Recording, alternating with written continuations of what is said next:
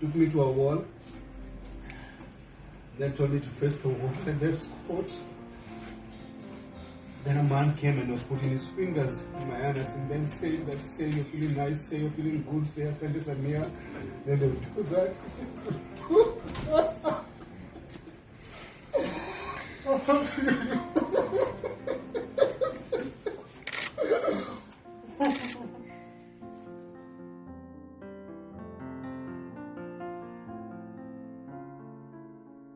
Some see a fearless warrior, others whisper he is a master of theatrics, drama, fueled by donor money.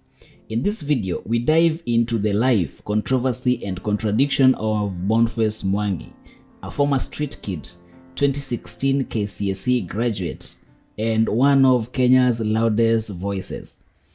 Is he a freedom fighter or a political performer? So this is actually very funny. My phone was off. The moment I put on my phone, 2 minutes later, there was a knock on my door, like the main door. But I thought that person would go away, so I did not even bother waking up. However, my nephew was in the sitting room, and he opened the door. Then he called me. When I went to the sitting room, I was barefoot. But the people in my house with shoes. I don't even go into my house with shoes. I was like, who are you? They did not introduce themselves. I said, hey, we have to go. Like, where are we going? Boniface Mwangi was born on July 10, 1983 in Taveta, Taita Taveta County, Kenya. He is married to Njeri Mwangi, who is an investigative journalist and a human rights activist.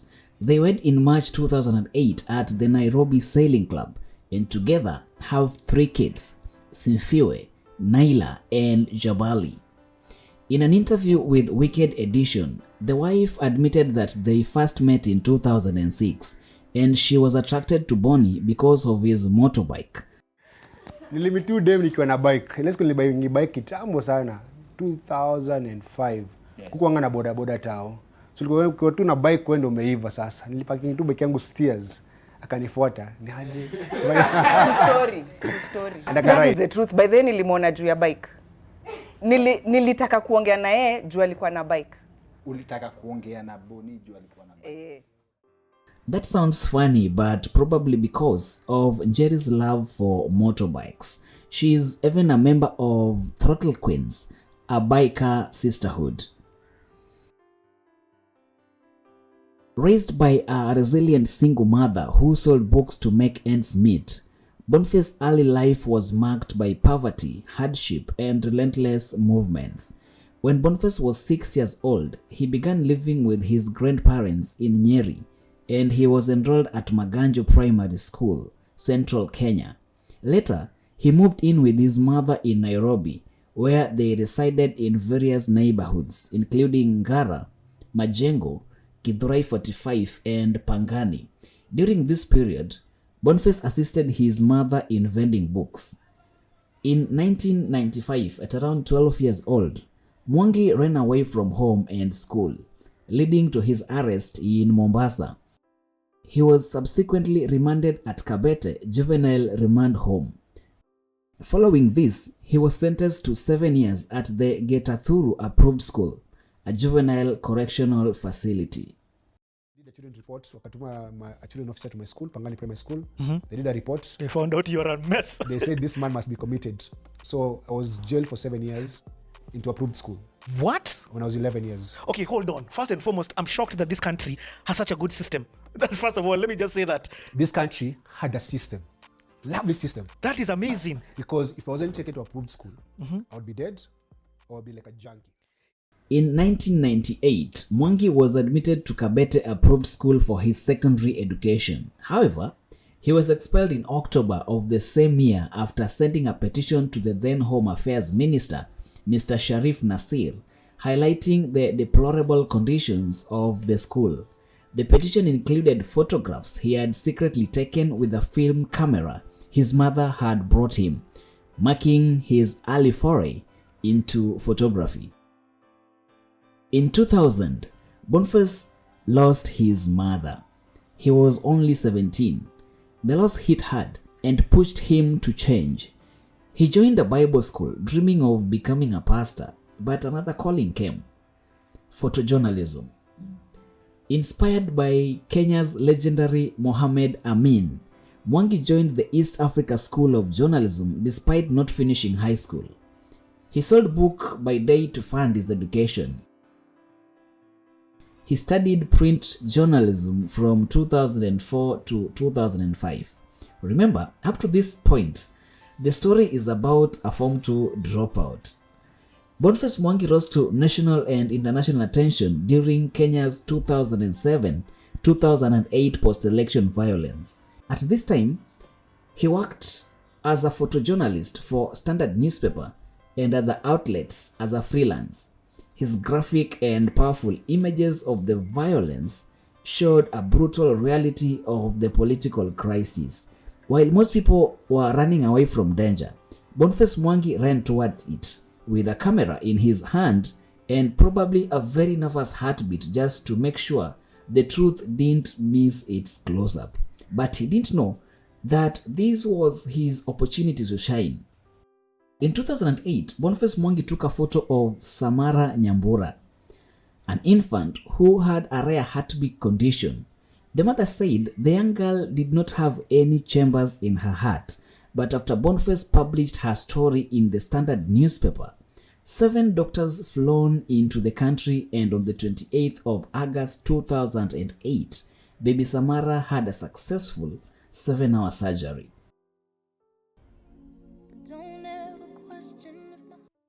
Heart mama, they discovered that she had a complete atrial and ventricular defect. She doesn't have any chambers in her heart, and there was no doctor locally who could actually do the surgery.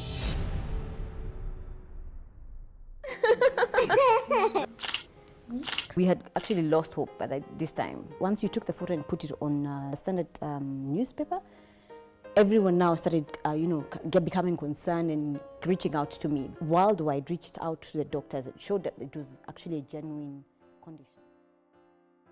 Now, the images that Mwangi took in 2007-2008 post-election violence won him the CNN Africa Photojournalist of the Year in 2008 and 2010.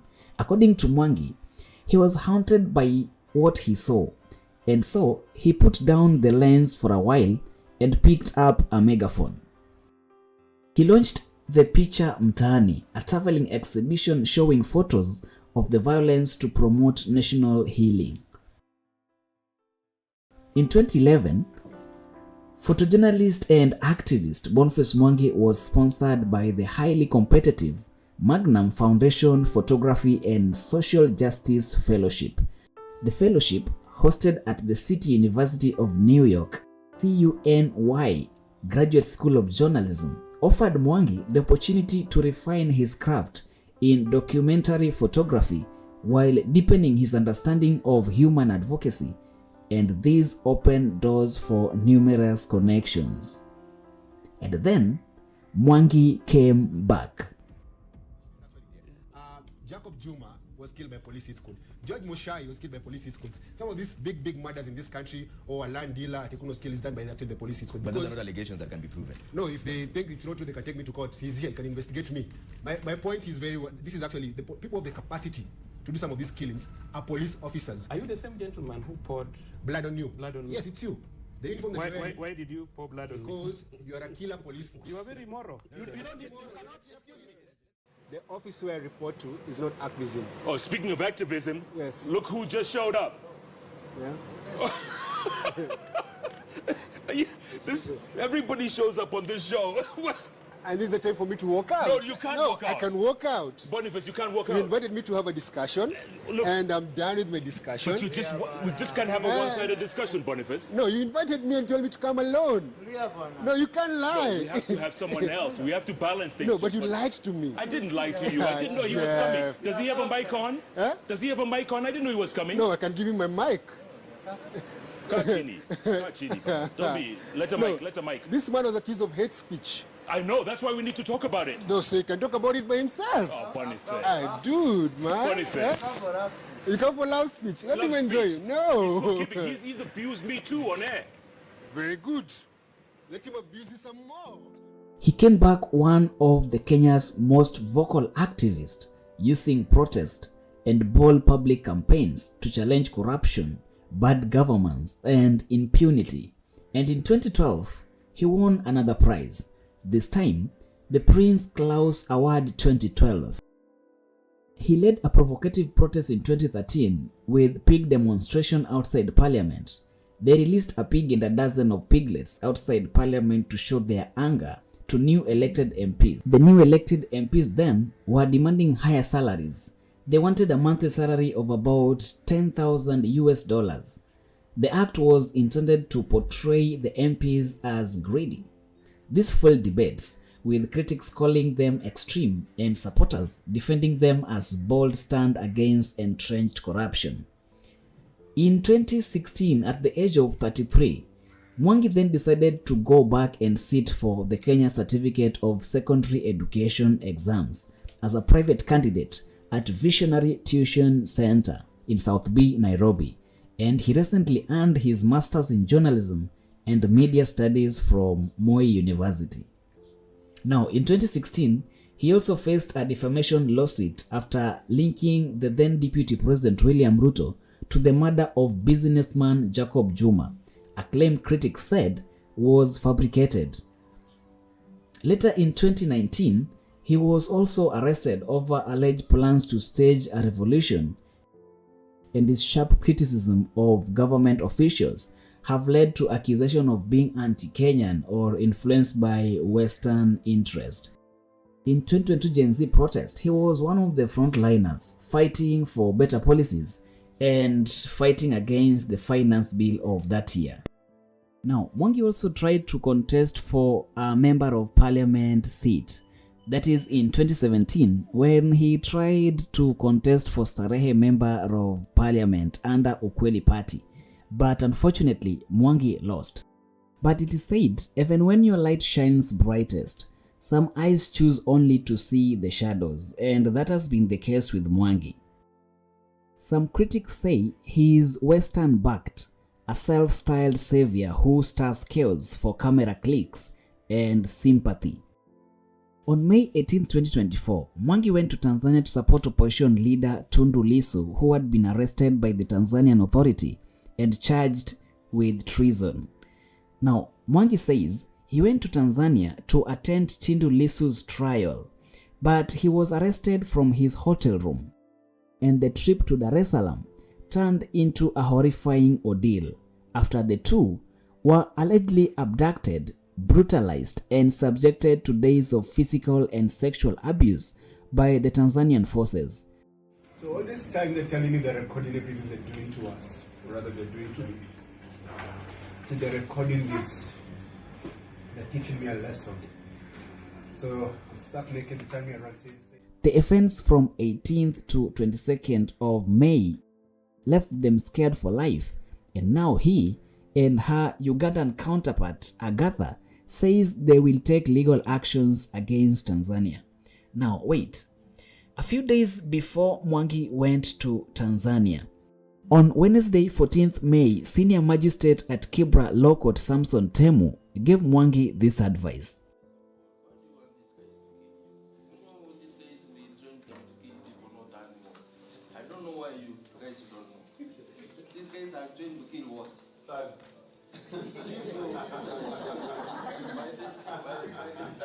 By the time you confirm and convince them that you are not a thug, you are dead. Unfortunately, yes. So please, Mwangi, to this support, you have right, you have your people who loves you more than we do. You can die for us, but it will not be enough. I'll go home and even not think that you died. But your people will think forever that you died. But online critics began asking questions just when the case of his abduction came public, whether his abduction was real or just a stance, and why every Boniface Mwangi arrest came with public outrage. Now, Francis Gaido described him as a self-appointed victim. He says, they expect us to drop everything for their plight, but when others face struggles, they are conspicuously absent, offering neither empathy nor solidarity. It is a one-sided game of emotional manipulation, and we are not here for it. While Maverick Aoko says, You cannot save your neighbor when your house is on fire. Ask him, iyo pesa ya dona, why isn't he ensuring we nail Matiang'i for crimes we claim he committed? What is stopping him? Kenyans, the sooner mwache kureason with emotions, the better for you and this country. She says Mwangi is just cashing in on Kenya's pain. Another one said, hii ni script. Boniface Mwangi anajua kucheza na emotions za watu. Akili yake iko kwa donor check, si justice. Hii story ya sodomy ni pure acting. Kila time ako broke, tunapewa season mpya ya Boniface Mwangi. Our pain is their gain, and he calls them commercial activists. While some were keen on the posh hotels they live in whether they travel to do their activism duties.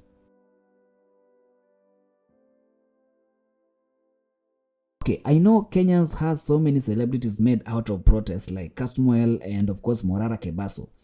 And most politicians, obviously, in Kenya are made out of sympathy and lies. But what do you think? What if Mwangi won the 2017 Sarai MP seat? Would we be seeing this Boniface Mwangi? And is Boniface Mwangi a genuine activist or a performance for the dollar? Finally, is it fair to assume that Boniface Mwangi is doing it for himself? Let's talk in the comment section. Don't forget to like, subscribe, and share this video. Thanks for watching.